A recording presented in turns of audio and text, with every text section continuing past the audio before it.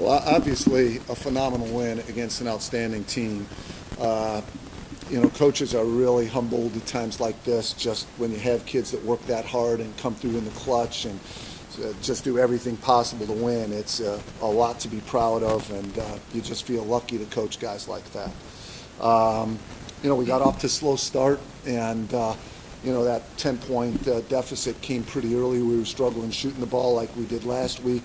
And after that, we frankly won the game very differently than I expected. I thought we'd play better defense, but offensively we were terrific. And obviously the scoring of BJ and Pookie are huge stories, but 4 turnovers for our team in the game is a gigantic story as well.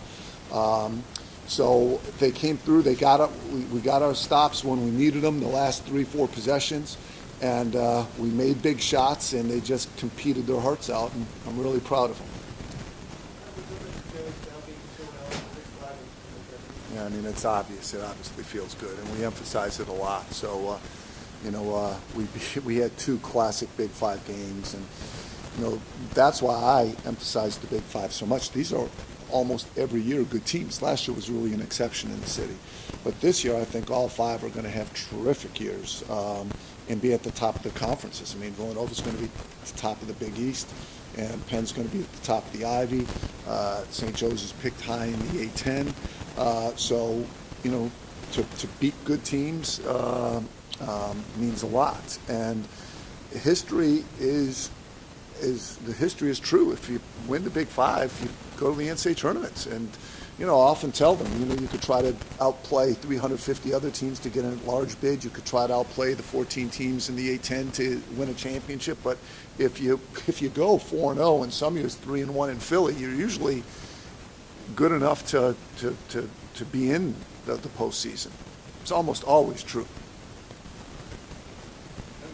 Only 4 turnovers is fantastic. Yeah, we mentioned that. The other number that jumps out at me is 10 offensive rebounds. Yeah, kids played hard. When's the last time you had 10 offensive rebounds? Well, it's happened. It's probably happened this year a couple times, but kids just played hard. Yeah, that's not the first time that's happened, I don't think.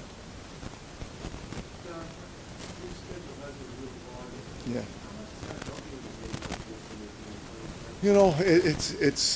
It helps you a lot. It makes it tough to have a great record, but it certainly gets you better. So, like everything in life, there's pluses and minuses. If you would have asked us after Miami, we would have said, yeah, it's tough, and we would have been disappointed. But, you play those good teams and you get better, and tonight you feel good about it.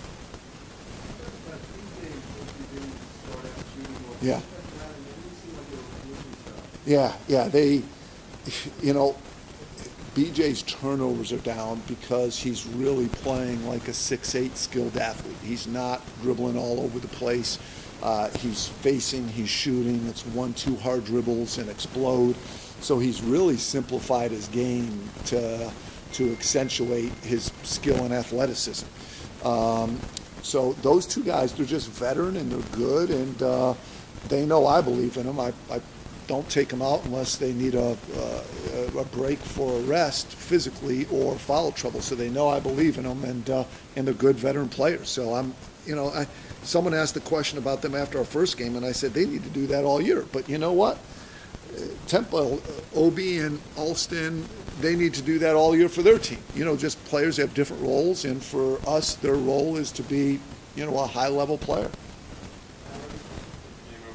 Yeah. Tough. Their whole team was tough. We were working hard. I mean, we just held the 11th ranked team in the country to 60-some points and 30-something from the field, and we couldn't stop these guys, and we were trying. So they have multiple scores. They're really good.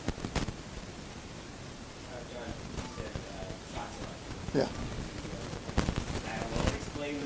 Well, to say what we worked on, we had 1 practice, so it's not like, we've been, it's just every game is different, and we had 1 practice. We probably played live for 25 minutes, and I just think the guys really responded today, and and as you could tell, they listen, they could repeat what I tell them, they try to do everything you ask, which is what great kids do. Yeah. we tried to win the game. I love everybody on my team. I played the guys to win the game, and it worked. Is that something you're comfortable with? That's what it takes? We play a six, we just get. I have no idea if I'm going to play 10 or 5 or 6. I don't know what the score is going to be the next game. I don't know how many turnovers we're going to have.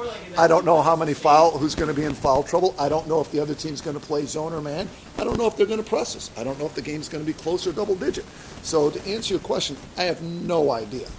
Every game, I have no idea, Josh. Do you think it's I have- sustainable that if you it's just I six guys? would be shocked if I only played 6 guys the rest of the year. Yeah, but I just think every coach in America does what they have to win a game, and they don't think any further than what's happening at that second. There's no grand plan. No, I have not told my staff we're playing 6 guys the rest of the year. No. So, played great. Played great. You know, the reason we had to go small is their ball screen defense was killing us. So if we kept Tony back, they were turning the corner and making mid-range shots. If we brought Tony out, you know, they were hitting the roller. If we helped on the roller, they were kicking it out for the 3. So the only thing we could do that worked was to switch the ball screen. And obviously you don't want Tony and Miles switching onto a guard a whole lot. So it was really, again, Temple dictated it. Like, we tried to keep Tony in because he was playing great, but we just couldn't stop him. Whatever we tried to do on the pick and roll, they had the answer for it until we started to switch it.